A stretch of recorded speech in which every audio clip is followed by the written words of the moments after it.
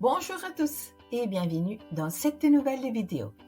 Aujourd'hui, on révise les rois des verbes, les verbes être et avoir.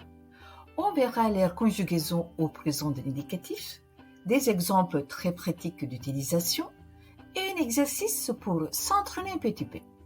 Alors, vous êtes prêts? On commence. Les verbes être et avoir sont irréguliers. Il faut donc connaître leur conjugaison par cœur. On commence par le verbe être et sa conjugaison.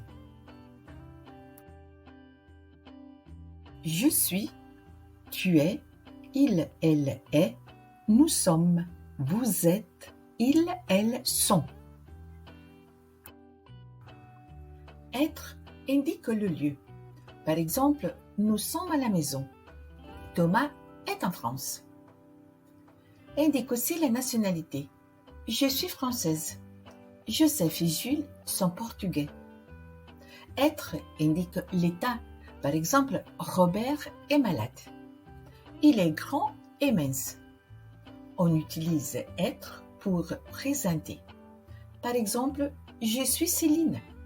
C'est moi. C'est Claire. Lui, c'est mon ami Paul. On utilise être avec des adjectifs ou avec une profession. Exemple, elle est blonde. Tu es triste. Il est journaliste. Et avec le temps. Quelle heure est-il? Il est 8 heures. Quel jour sommes-nous? Nous sommes le 10 avril. Nous sommes en décembre. Il fait froid. Et maintenant, avoir et sa conjugaison. J'ai, tu as, il, elle a, nous avons, vous avez, ils, elles ont. Attention à ne pas confondre à avoir, exemple il a 24 ans, avec à préposition simple, exemple elle va à Paris. Et encore, attention à la prononciation. Ils ont, elles ont. Il faut faire la liaison. Donc, à ne pas confondre avec le verbe être. Ils sont, elles sont. Exemple, ils ont une voiture blanche.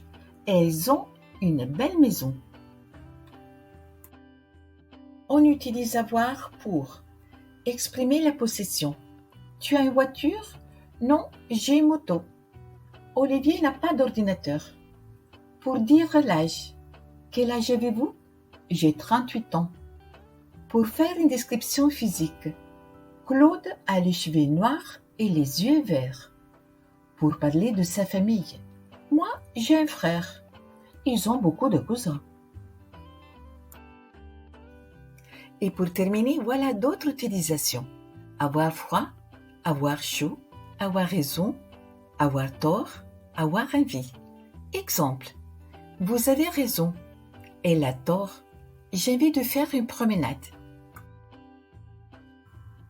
Et ici, nous avons terminé la leçon d'aujourd'hui. Je vous laisse avec cet exercice.